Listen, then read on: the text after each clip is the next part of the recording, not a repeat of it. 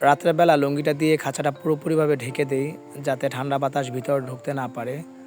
বাচ্চা দুটো মাশাআল্লাহ খুব সুন্দর বড় হয়েছে।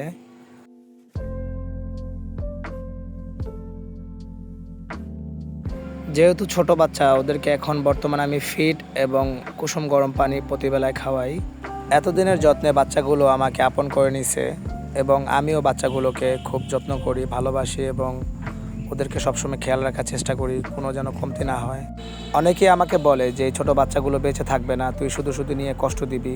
অ্যাকচুয়ালি বিষয়টা হচ্ছে যে বাচ্চা মরা তো উপরওয়ালার হাতে, তাই না? আমি আমার দিক থেকে মনে করি যে যত্ন নিলে সবই সম্ভব। যত্ন নেওয়ার মাধ্যমে এর থেকে ছোট একদিনের বাচ্চাকেও সুন্দরভাবে বাঁচিয়ে রাখা সম্ভব। আমি সেই চেষ্টাটাই করতেছি, ওদেরকে বাঁচিয়ে রাখার জন্য, সুন্দর সুষ্ঠুভাবে যেন বেঁচে থাকে।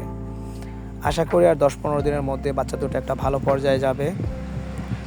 আর এখন যেহেতু ওদের পালক উঠে গেছে, আর সমস্যা হবে না। দিনের বেলাতে আমি বাচ্চাগুলোকে ঢেকে রাখি না, একদম ওপেনে রাখি। ওপেন বলতে হচ্ছে গিয়ে যেখানে সূর্যের মিষ্টি আলোটা লাগে ওইখানে রাখি, নিচে কোনো ট্রে এবং কোনো কাপড় ভিতরে দিই না।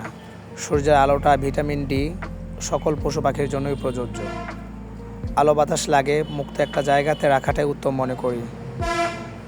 সবাই আমার এই বাচ্চা দুটোর জন্য দোয়া করবেন। আল্লাহ হাফেজ।